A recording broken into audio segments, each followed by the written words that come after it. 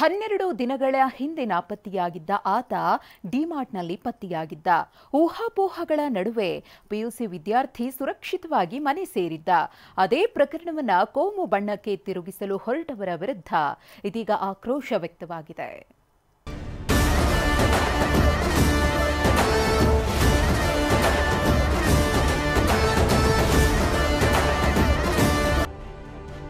ವಿದ್ಯಾರ್ಥಿ ಪತ್ತೆಯಾದ್ರೂ ನಿಲ್ಲದ ಸಂಘರ್ಷ, ಶಾಸಕರ ಮಾತು, ಪ್ರಾಣ ಬೆದರಿಕೆ, ಮತ್ತೊಂದು ಜಟಾಪಟಿ.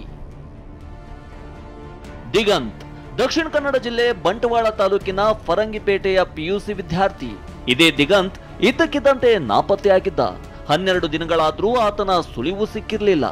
ಆಗ ಫರಂಗಿಪೇಟೆ ಜಂಕ್ಷನ್ನಲ್ಲಿ ದೊಡ್ಡ ಪ್ರತಿಭಟನೆಯಾಗಿತ್ತು, ಬಂದ್ ಕೂಡ ಮಾಡಲಾಗಿತ್ತು. ಈ ವೇಳೆ ಮಾತನಾಡಿದ್ದ ಶಾಸಕ ಭರತ್ ಶೆಟ್ಟಿ, ದಿಗಂತ್ ನಾಪತ್ತೆ ಹಿಂದೆ ಅನ್ಯಮತೀಯರ ಕೈವಾಡ ಇದೆ ಅಂತ ಆರೋಪಿಸಿದ್ರು.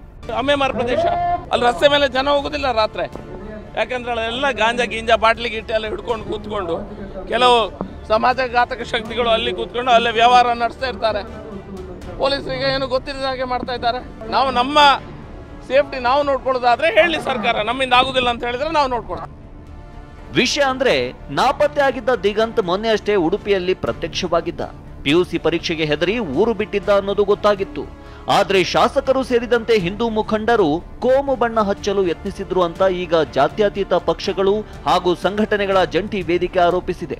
ಸಂಘ ಪರಿವಾರ ಮತ್ತು ಬಿಜೆಪಿಯ ಪ್ರಮುಖರು ಇದು ಆತ ಕಾಣೆಯಾದ ತಕ್ಷಣವೇ ಅದಕ್ಕೊಂದು ಮತೀಯ ಬಣ್ಣವನ್ನ ಹಚ್ಚಿ ಮುಸ್ಲಿಮರೇ ಅಪಹರಣ ಮಾಡಿದ್ದಾರೆ ಮತ್ತು ಆತನ ಜೀವಕ್ಕೂ ಅಪಾಯ ಮಾಡಿದ್ದಾರೆ ಅನ್ನೋ ರೀತಿಯಲ್ಲಿ ಒಂದು ಸೀನನ್ನು ಕ್ರಿಯೇಟ್ ಮಾಡಿದ್ರು. ಭರತ್ ಶೆಟ್ಟಿ ಅವರಂತೂ ನಾವು ಹಿಂದೂಗಳ ರಕ್ಷಣೆಗಾಗಿ ಪ್ರತ್ಯೇಕ ಒಂದು ಪಡೆಯನ್ನು ಕಟ್ತೀವಿ ಅನ್ನೋ ರೀತಿಯಲ್ಲಿ ಮಾತನಾಡಿದ್ದಾರೆ. ಇದು ಎಷ್ಟು ಸರಿ ಅಂತ ನಾವು ಕೇಳುವಂತಹದ್ದು.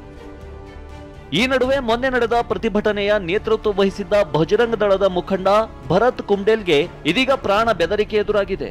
ಬ್ಯಾರಿ ಟ್ರೋಲರ್ಸ್, ಮಂಗಳೂರು ಕಿಂಗ್ ಸೇರಿದಂತೆ ಕೆಲ ಸೋಷಿಯಲ್ ಮೀಡಿಯಾ ಪೇಜ್ಗಳಲ್ಲಿ ಭರತ್ ಕುಂಡೇಲು ರಕ್ತ ಹರಿಸದೆ ನಮಗೆ ಸಮಾಧಾನವಿಲ್ಲ ಎಂದು ಬರೆಯಲಾಗಿದೆ.